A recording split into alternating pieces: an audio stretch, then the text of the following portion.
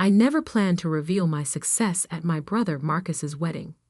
For years, I'd kept my true position hidden from my family, letting them believe I worked at a tiny consulting firm while I secretly built an empire. But Marcus's cruel words that day changed everything. Standing in the opulent ballroom of the Grand Plaza Hotel, I smoothed down my simple navy dress, deliberately chosen to be understated. Around me, crystal chandeliers cast a warm glow over elaborately decorated tables while waiters circulated with champagne. This was exactly the kind of ostentatious display Marcus loved, a chance to show off his supposed success to everyone. Sophie, my mother's voice cut through my thoughts. There you are. Why aren't you mingling? Everyone's asking about you. Her eyes swept critically over my dress, her lips pursing slightly. Though I suppose there's not much to tell. I took a slow sip of champagne, thinking about the board meeting I'd led just yesterday, where we'd finalized the acquisition of our biggest competitor. I'm doing fine, Mom. The consulting work keeps me busy. She sighed dramatically. Busy isn't the same as successful, dear. Look at your brother, youngest VP in Sterling Industries history, about to marry the CEO's daughter. That's what real success looks like. I bit back a smile, knowing that Sterling Industries had been struggling lately. In fact, they'd been desperately trying to arrange a meeting with my company's CEO, me, for months. But of course, my family didn't know that. They didn't know that the tiny consulting firm I supposedly worked for was actually Aurora Consulting Group, one of the largest business advisory firms in the country. And they certainly didn't know that I wasn't just an employee. I was the founder and CEO. Sophie. Marcus's booming voice interrupted my thoughts. He strode over, champagne in hand, his new bride Jessica clutching his arm. Still hiding in corners at parties? Some things never change. Jessica giggled, adjusting her designer dress. Oh, Marcus told me all about your little consulting job. It's so cute that you're trying to make it on your own. I watched them, remembering how different things had been 15 years ago. Back then, Marcus had been the struggling one, barely passing his classes while I graduated top of my class. But then Dad had stepped in, using his connections to get Marcus an entry-level position at Sterling Industries. Meanwhile, I was told to be realistic about my ambitions. Someone has to do the small jobs, Marcus continued, his voice carrying just enough for nearby guests to hear. Poor sis, still working at that tiny firm while the rest of us are making real careers. But hey, at least you can say you're independent, right? Jessica laughed again, a sharp sound like breaking glass. Oh, darling, be nice. Not everyone can be as successful as you. I felt the weight of the antique locket around my neck, my grandmother's final gift to me before she passed. She had been the only one who believed in me, who supported my dreams with more than just empty words. Success comes in many forms, Marcus, I said quietly. Sure, sure. He waved his hand dismissively. Speaking of success, did you hear? Sterling's CEO is actually coming to the wedding reception tonight. Mr. Harrison himself.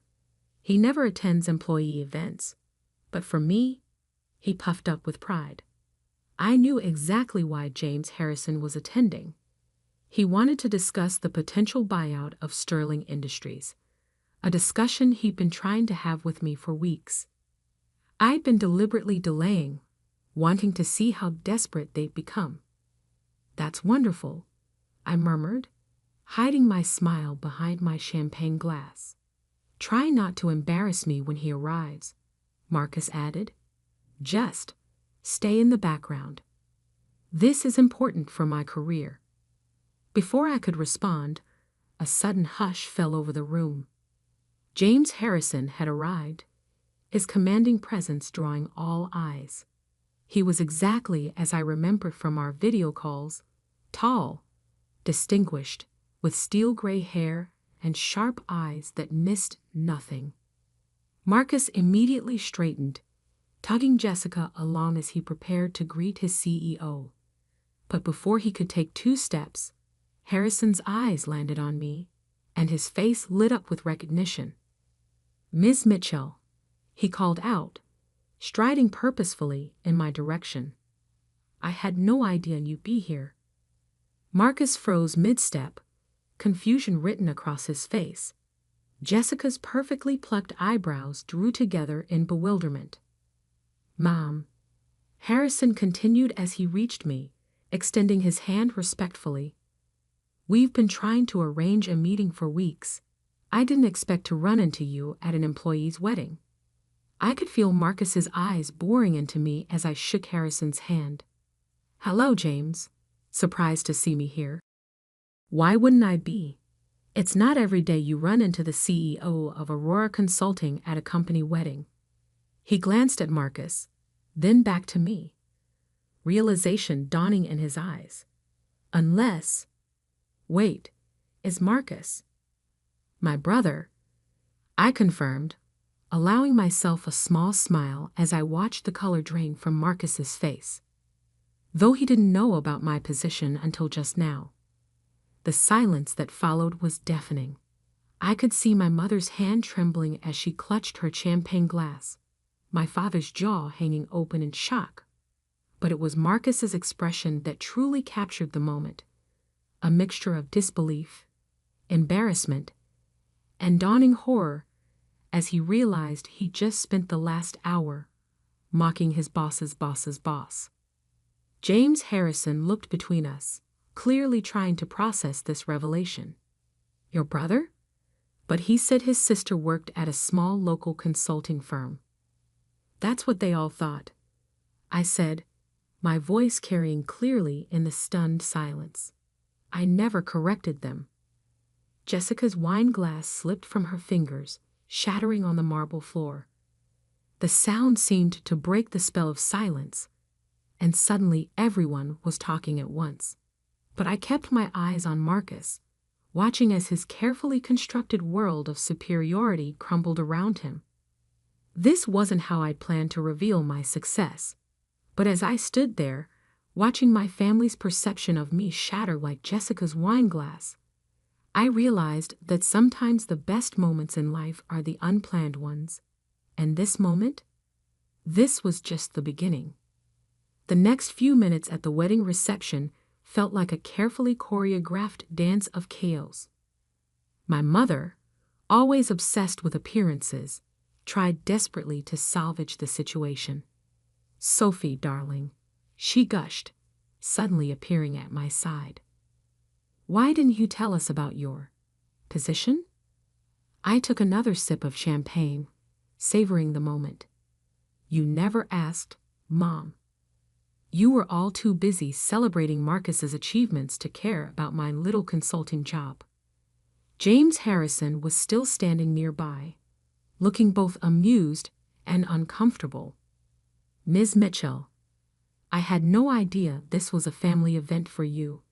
Perhaps we could discuss the merger." "Merger?" Marcus interrupted, his face shifting from shock to panic. He grabbed my arm, fingers digging in painfully. "What merger?" I carefully removed his hand, keeping my voice level.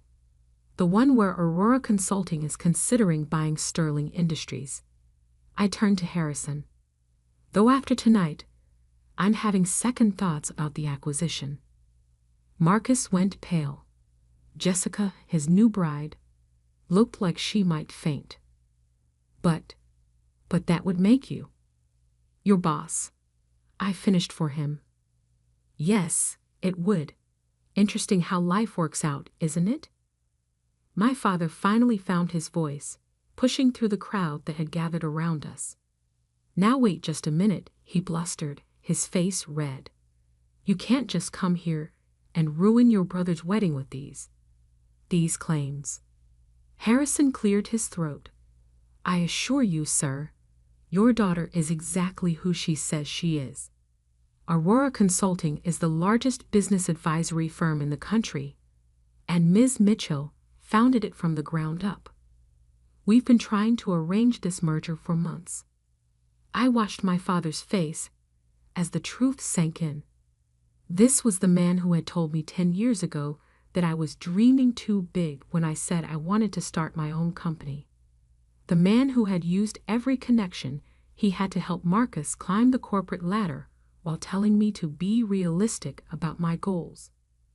But the money, my mother stammered. All those times you said you couldn't help with family expenses. Oh, you mean like the $50,000 you borrowed from my savings for Marcus's MBA? I kept my voice calm, but I could feel years of resentment bubbling up.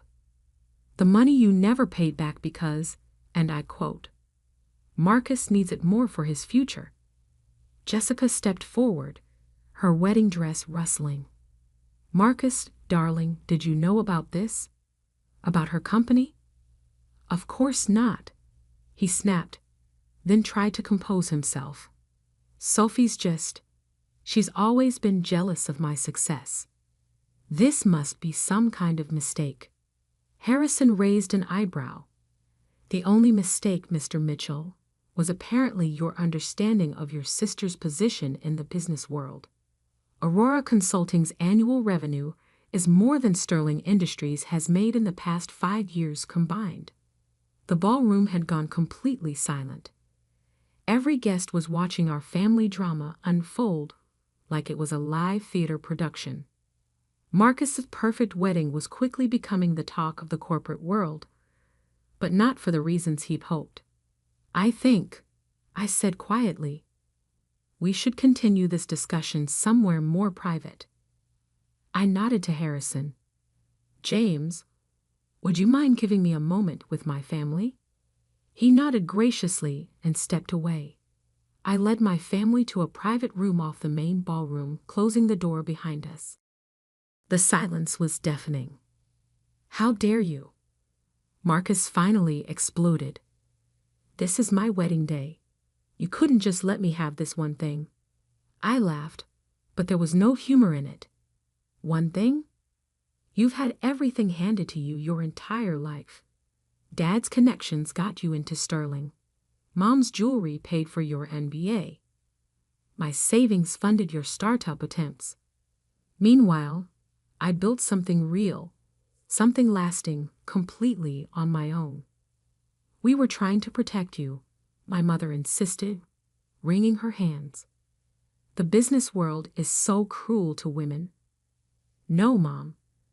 You weren't protecting me. You were dismissing me. Every achievement, every milestone, you brushed them all aside because they didn't fit your narrative of who I should be. My father stepped forward, his business instincts finally kicking in. Now, Sophie, let's be reasonable. We're family. Surely we can work something out that benefits everyone. You mean now that you know I'm successful, you want to be part of it? I shook my head. The merger with Sterling was a courtesy to Harrison. He's a good CEO dealing with a bad board. But after tonight, I met Marcus's eyes. I think it's time for some changes. You can't do this, Marcus whispered, his arrogance finally cracking. My position, my future. Your position was always built on sand, Marcus. You've lost 3 major clients this year alone. The only reason you still have a job is because of your connection to Jessica's family. I straightened my simple navy dress. But don't worry. When Aurora acquires Sterling, we'll find a position suited to your actual qualifications. Jessica let out a small sob. My father won't let this happen. He's on the board. Your father, I said gently, called me last week to make sure the merger goes through. Sterling Industries is drowning in debt, and Aurora Consulting is their only lifeline. The gravity of the situation finally seemed to hit Marcus. His legs gave out, and he sank into a nearby chair. All this time, while we were mocking you, you were building an empire? I tried to tell you, all of you, so many times, but you never listened. You were too busy planning Marcus's next promotion, too focused on maintaining the perfect family image. I moved toward the door. Well, now you know the truth. And things are going to change. Sophie, please, my mother called out as I reached for the handle. We're still family. I paused, my hand on the door. Family? I turned back to face them. Family supports each other. Family listens. Family doesn't mock and dismiss and tear down. You weren't family when I was struggling. You don't get to claim family now that I'm successful. With that, I opened the door and walked back into the ballroom, leaving them to process the new reality of our family dynamic. Harrison was waiting for me near the bar, a knowing look in his eyes. Shall we discuss the merger terms, Ms. Mitchell? He asked quietly. I nodded, a small smile playing at my lips. Yes, James. I think it's time to reshape Sterling Industries, starting with the management structure. As we walked away to discuss business, I could feel my family's eyes on my back. The simple navy dress I'd chosen to seem understated now felt like armor. They had spent years underestimating me, dismissing my achievements, treating me like the family disappointment. But now they knew exactly who I was. And this was just the beginning of their education. The weeks following Marcus's wedding were exactly what I expected, a hurricane of family drama, desperate attempts at reconciliation, and not-so-subtle manipulation. My phone buzzed constantly with messages. Sophie, darling, let's discuss this like family. Mom, your brother is devastated. How could you do this to him? Dad, we need to talk about my position at Sterling. Marcus, my father wants to meet with you. Jessica. I ignored them all. I had a merger to complete. The morning of the Sterling Industries board meeting, I stood in my office on the top floor of Aurora Consulting's headquarters, adjusting my suit jacket. This wasn't the simple navy dress from the wedding. Today, I wore a tailored black Armani suit that screamed power and authority. No more hiding. My assistant Emma knocked on the door. Your brother is here again, Ms. Mitchell. Third time this week. I sighed, checking my watch. Send him in. Might as well deal with this before the board meeting. Marcus walked in, looking disheveled, a far cry from his usual polished appearance. His designer suit was wrinkled, his tie slightly askew. Sophie, please. You have to listen to me. I'm listening, I said, sitting behind my desk. Though I'm not sure what's left to say after your 20 voicemails and 37 texts. He ran a hand through his hair. Look, I know I was awful at the wedding. I know I've been dismissive of your work. But you can't just take over Sterling Industries. My whole life is there. Your whole life, I repeated slowly, was handed to you. Every opportunity, every promotion, every success, it was all arranged by Dad or bought with someone else's money, usually mine. That's not fair. Not fair. I stood up, placing both hands on my desk. What's not fair was using my savings for your MBA, without asking. What's not fair was mocking my tiny firm while I built an empire. What's not fair was treating me like a failure while I succeeded beyond anything you could imagine. I'm sorry, he whispered, and for the first time, I thought he might actually mean it. Sorry doesn't change the past, Marcus, and it doesn't change what's about to happen. I checked my watch again. The board meeting starts in an hour. I suggest you prepare yourself. What's going to happen to me? I sat back down, studying him. That depends on you. Aurora Consulting rewards competence, not connections. If you want to keep a position at Sterling after the merger, you'll have to earn it. Actually earn it. His face paled. You mean? Starting from the bottom.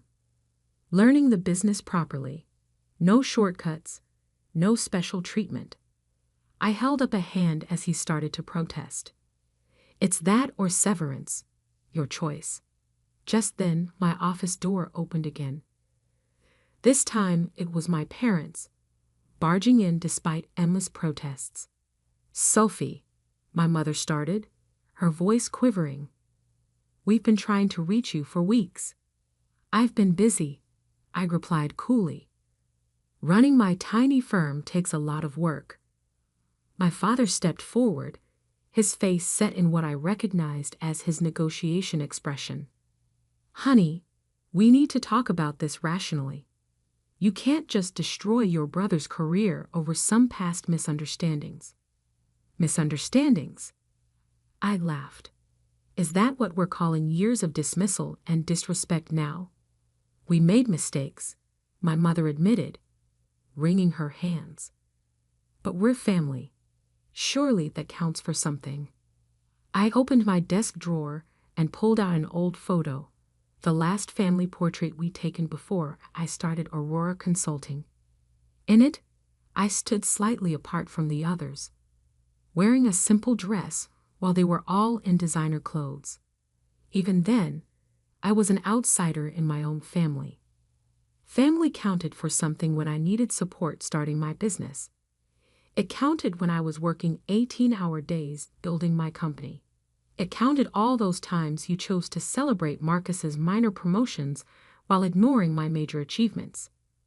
I set the photo down. But now it's just business. A knock at my door interrupted us. Emma poked her head in. Ms. Mitchell? The board is gathering. I stood up, straightening my jacket. Thank you, Emma. I'll be right there. I turned to my family. You're welcome to stay and watch the meeting on the monitors in the waiting area. I think it'll be educational. The Sterling Industries boardroom fell silent as I walked in. 15 pairs of eyes followed me to the head of the table, where James Harrison stood to greet me. Ms. Mitchell, thank you for joining us. Shall we begin? The next hour was a masterclass in corporate restructuring. I laid out Aurora's plans for Sterling, department by department, position by position. By the end, several board members were nodding appreciatively while others looked shell-shocked. And finally, I concluded, we'll be implementing a complete overhaul of the management structure. No more positions based on connections rather than competence. Through the glass walls, I could see my family watching from the waiting area. Marcus had sunk into a chair, his head in his hands. My parents stood rigid, finally understanding the full scope of my power. After the meeting, Harrison approached me. Brilliant presentation, as always. Though I have to ask, your brother's position will be handled fairly, I assured him. If he's willing to work for it, there's a place for him, starting in entry-level sales.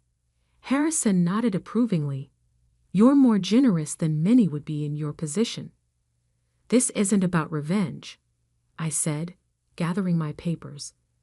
It's about building something lasting, something real. When I walked out to the waiting area, my family was still there. They looked different now, smaller somehow, less intimidating than they'd seemed all those years ago. So that's it? Marcus asked quietly. Everything changes just like that. Everything changed years ago, Marcus. You just didn't notice because you were too busy looking down on me. I turned to my parents. The company will be sending over new employment contracts tomorrow. I suggest you all read them carefully. Sophie, my mother stepped forward, tears in her eyes. We were wrong about you. So wrong. Can't we start over? I thought about all the dinners where they'd ignored my achievements, all the family events where they treated me like an afterthought, all the times they'd prioritized Marcus's ambitions over my dreams. Starting over would mean forgetting the past, I said finally, and I don't want to forget. Those years of dismissal and disrespect taught me valuable lessons about self-reliance and determination. They made me who I am. And who are you? My father asked softly. I'm the woman who built a billion-dollar company while you were all too busy mocking her tiny firm to notice. I'm the CEO who just acquired the company you thought was the pinnacle of success. And I'm the daughter who finally stopped seeking your approval and found her own path instead. I started walking toward the elevator, then paused and looked back.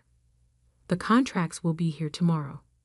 Your choice whether to sign them or not. But either way, things will never go back to how they were. As the elevator doors closed, I caught one last glimpse of my family, standing there in the waiting room of the company I built, finally seeing me clearly for the first time. That night, in my penthouse office, I took out my grandmother's locket, the one piece of family history I truly cherished. Inside was a small note she'd written years ago. Success isn't about who believes in you at the end. It's about believing in yourself from the beginning. I smiled, thinking about how far I'd come from that overlooked daughter in the family portrait. Marcus's wedding had just been the beginning. Now everyone knew exactly who I was. Not the family disappointment, but the force that had reshaped their entire world. And somehow, that felt better than any revenge could have.